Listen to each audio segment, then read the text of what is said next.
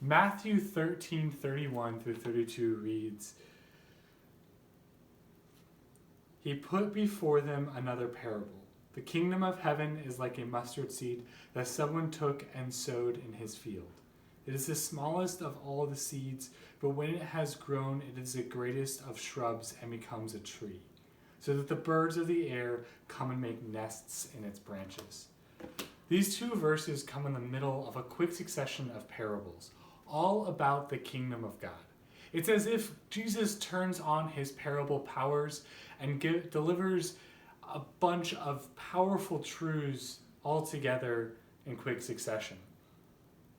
Each of these parables is specifically about the kingdom of heaven, and the message is, at its core, Jesus' message, but also about Jesus. As he speaks the words of verses 31 through 32, he begins to talk about God's involvement in the kingdom. And as we move towards some semblance of an answer of what is the kingdom of God, we've already spent some time deconstructing what our ideas of kingdoms are. You see, we not only don't know what a kingdom is, but God's kingdom is an upside down kingdom. So we are even further behind because we not only have to figure out what a kingdom is, then we have to flip it upside down.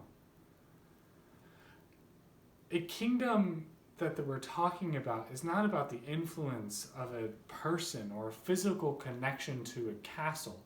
Instead, it's about how we are reacting to the king and what the Son has done.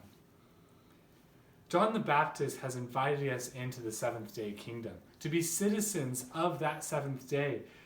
And Jesus now has begun to talk about what it means for the kingdom to be near. By the 13th chapter of Matthew, Jesus has fully immersed his audience in what that means, and it has become clear that he's going to communicate a lot about it. And as he says, the kingdom of heaven is like a mustard seed, he plunges us into this new concept, that the kingdom is a kingdom of paradoxes. It's a kingdom of yes and no.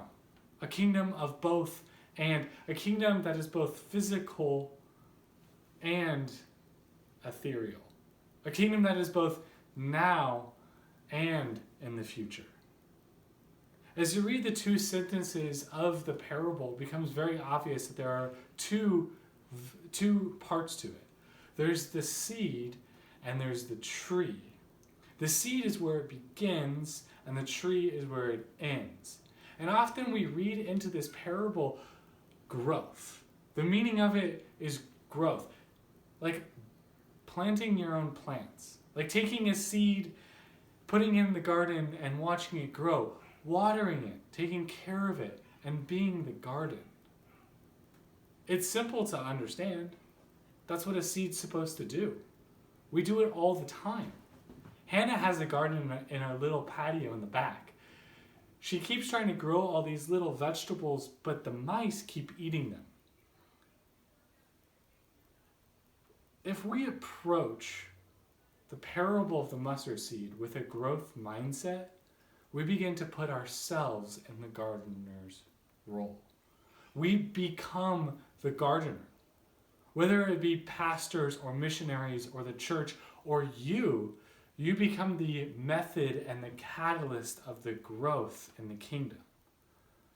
And trust me, it's a very appealing analogy. Because that means that you are participating in something that matters. You're participating in something that will succeed, that will become this big tree that will provide shade, that will provide protection, that will provide a home and abundance for the whole world. The second half of the parable talks about this tree. Verse 32 reads, "It is the smallest of all the seeds, but when it has grown, it is the greatest of shrubs and becomes a tree, so that the birds of the air come and make nests in its branches." This second part of the parable reflects two places in the Old Testament that use very similar languages. The first is in Ezekiel it's Ezekiel 31, and the second is Daniel 4. Both talk about a giant tree that is providing shade and shelter for the whole earth. But the thing is both of these verses talk about two human kingdoms. The first in Ezekiel talks about the kingdom of Assyria and how it's going to fall, how it will be chopped down like a great cedar. The second in Daniel talks about Babylon and how it's going to be left just a stump of its former self. These visions are grand. These visions are of an idyllic kingdom, but they're of an idyllic human kingdom. They're the ideal for what we are building. They are the ideal for our manufactured kingdoms. The words of Jesus asked us to envision two kingdoms that fall. Two kingdoms that sought to build something from what they already had. You see, those two human kingdoms didn't come from a mustard seed. Those two kingdoms came from a giant city and a powerful military as they conquered one after another. Those two kingdoms were not a mustard seed. They were a tree that just grew bigger. And they were grand, but they fell. The parable of the mustard seed is not about growth. Instead, it is about contrast. It is about the tiny, almost imperceptible mustard seed, and then the giant tree. It's about you realizing that in your daily life, God is not a part of it. It's about us taking a moment and realizing that God is irrelevant to our normal life unless we take the time to see it. Because it takes time to notice the mustard seed. It takes time to notice the growth of the mustard seed. And it takes time to see that it is providing everything as we go along. The parable of the mustard seed is about the contrast, about you looking at the mustard seed, ignoring it, it being invisible, but it being the tiny little thing that's going to invade your manufactured kingdom. Your kingdoms of your living room, your kingdoms of your home, the kingdom that you built up, a kingdom of safety, but that you may have not let God into. Your kingdom of work. When you're at work, you have the power. When you're at work, you have the ability to provide influence to the people under you. Your kingdom of your computer, where you Google anything you want, where you have absolute power in that world. Those are the kingdom that the mustard seed is coming after. Because the parable of the mustard seed isn't about the kingdom growing exponentially. It's going to do that on its own.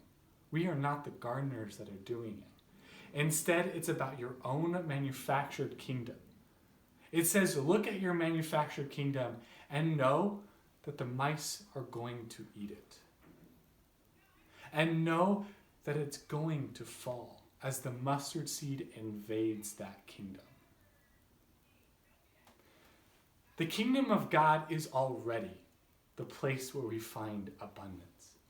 It is already the place where we find shade and protection and peace. It is already there.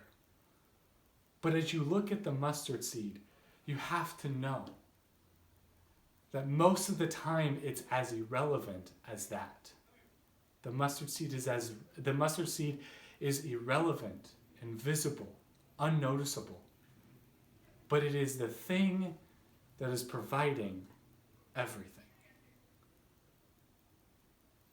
God's kingdom is a place where God becomes the primary reality, where God becomes the thing that we find peace and abundance in.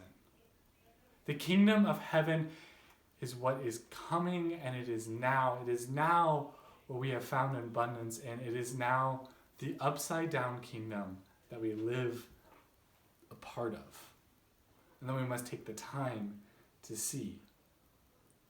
An upside down kingdom that makes us realize that our own attempts to build a kingdom are futile.